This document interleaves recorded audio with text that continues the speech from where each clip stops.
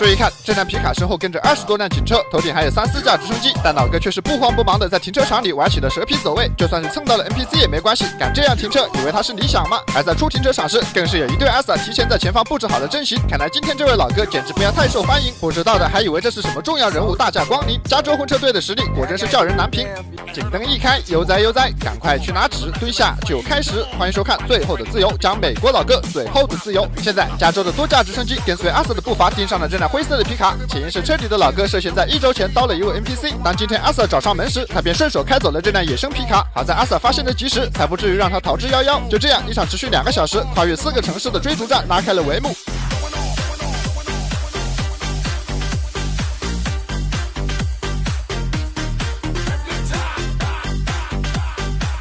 可以看到，这么大辆皮卡在老哥手上还显得如此灵活，这熟练度不知道的还以为老哥开着自己的车。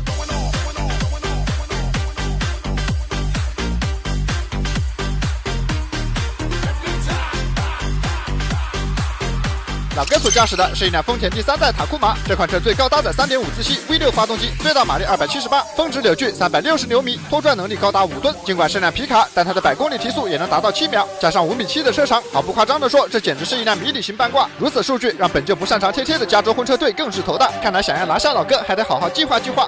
老哥看阿 sa 们还没有跟上来，居然选择了停下。好家伙，面对这一队阿 sa， 老哥丝毫不害怕。这反常的举动倒是让阿 sa 觉得其中有诈，下意识的把安全距离预留得更大。ASP 看了直呼专业。经过这第1个回合的试探，老哥对于婚车队的技术已经有所了解。这群阿 sa 数量虽多，但攻击性却不强，只要不是被他们围到动弹不得，就可以立于不败之地。至于最后怎么消息，先走一步看一步。从直升机的这个特写镜头可以看到，老哥的副驾上还有一位队友。这种突发情况，大浪临头还没有各自飞，看来无疑是真爱。而就在这时，老哥突然转弯，发动了他的进攻。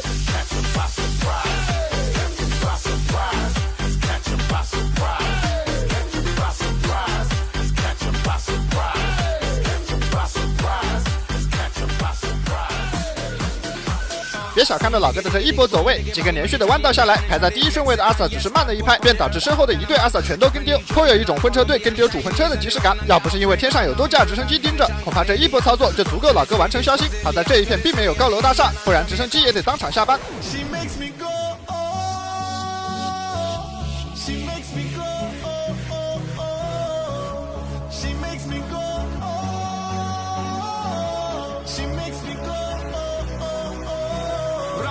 在摆脱了阿 sa 后，老哥在各种小路里面穿梭了近10分钟，但根本无法摆脱交叉拍摄的多架直升机。现在他才刚回到主干道，地面部队就得到了消息，一辆福特探险者很快就尾随了上来，地面部队也是好不容易才失而复得。为了避免再次跟丢，于是便呼叫了大量队友前来包围。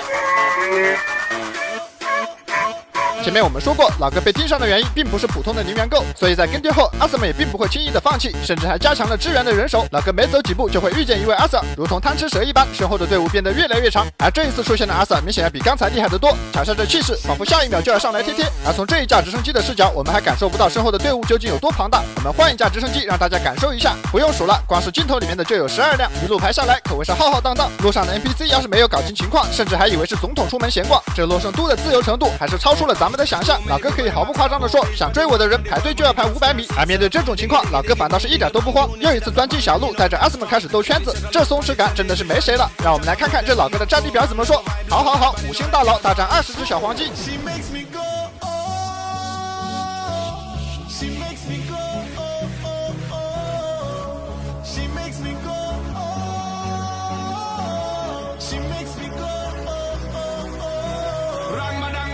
为了和阿 sa 拉开距离，老哥也是直接整起了花活，走 NPC 的路，让 NPC 无路可走，看阿 sa 还怎么跟。但这一招的作用并没有想象的那么明显，反倒是容易把自己送走。想到这里，老哥又换了新花样，只见他突然一个急刹，接着顺势掉头，身后的10多位阿 sa 纷纷跟上，没有一个人选择封路。这场面堪比航母战斗群掉头，这让在后排还没有来得及跟上的阿 sa 直接省去了折返跑的时间。不过看他们这个样子，好像是躲在后面摸鱼。要说加州阿 sa 的这个班是真好上，每天像这样混时间，每个月就能到手6、7万。ASP 看了简直要哭晕在厕所，毕竟他们每天200公公里的时速飙来飙去，1个月下来也才3万多。除了心理不平衡，身体也累得不行，连忙拿出神器小鹿夜猫护颈枕 Pro， 直接开启了全速。虽说5星小鹿的口碑了得，但我们还是要看一下它的战力表。护颈枕加供血腰靠加趴睡枕加拉伸枕4合1的配置，难怪趴、靠、躺都能随便移位，到手才268，性价比秒杀同类。还有2款配色快充，阿 Sir 下班只想躺平，谁料尖酸手麻搞突袭，换上小鹿火速支援，7大科学分区加软硬双区联防，趴着下巴有支撑，手臂也有专属车位，游戏追剧手感全开，胸前还有135度黄金角贴合，并拉伸颈椎，躺着玩不怕砸脸眼斜，靠着玩也能撑住腰背，好像阿 Sir 在身边护卫，累了身体下滑，柔软记忆棉给困意一个偷袭，正躺侧躺头颈肩都齐平，丝滑亲肤枕套是顶级装备，7A 抗菌 A 类面料，敏感肌也能睡，立体发泡工艺，排汗快，男生用也清爽。天冷了还有棉外套可选，小伙伴快点劝试试，保价大促送运险，2年内开裂换新，送人自用都实用，快充！现在落后的阿 Sir 又一次跟了上来，此时距离追捕开始已经过去了1个小时，不知道这喜欢整活的老哥还有什么新花样。话音未落，老哥便开始了他新的行动，只见他放慢车速，钻进了右边的停车场，身后的阿 Sir 连忙跟上，进场之后分头包抄，这架势势必要把老哥留在这儿，而老哥前方有一辆皮卡挡路，老哥毫不犹豫上去就是一个贴贴，这理想什么时候也出皮卡了？算了，先不管这么多，突围要紧，前面明明有多位阿 Sir 拦路，但偏偏又留出了一条缝隙，我严重怀疑这对阿 Sir 里面有卧底，就这样看似被围得水泄不通，实际老哥的突围不费吹灰之力。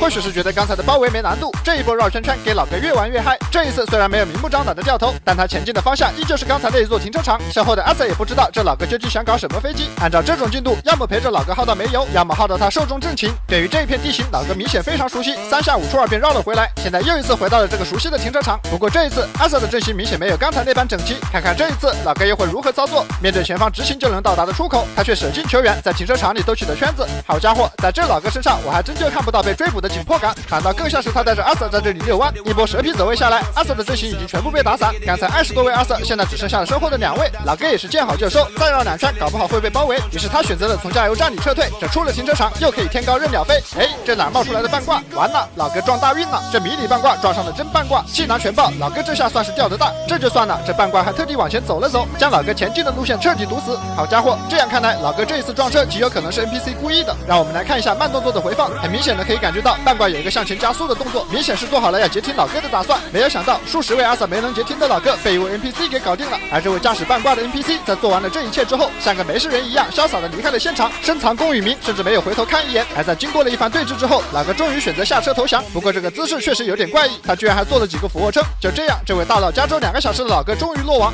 经过调查，老哥35岁，名叫迈克尔·卡布莱里德，副驾上是他的女友17岁，名叫罗克西里奇。用妹子的话说，他并不知道李德因为刀的人而被通缉，而且他也不相信他的男朋友会做这种事情，他相信李德这么做肯定有原因，都这种时候了，居然还无条件信任，简直是感人肺腑。然而当对老哥的身份进一步调查时，发现老哥劣迹斑斑，有着入室盗窃、非法持有枪支和酒后驾车等多样前科，再加上这一次还有盗了人的嫌疑。就当所有人都怀疑着妹子的眼光时，事情出现了转机。在4个月后的庭审中，法官并没有指控老哥刀人，而是改为正当防卫，被判无罪，但是也没漏掉本次劫车和鲁莽驾驶等多样罪名，最终被判处了3年监禁。而副驾上的这位妹子被当场释放，没有想到闹出了这么大的阵仗，最后居然是还了老哥一个清白。在座的各位对此你怎么看？好了，本期的节目到这里就结束了，感谢大家的观看，我是最后的自由，我们有缘再会。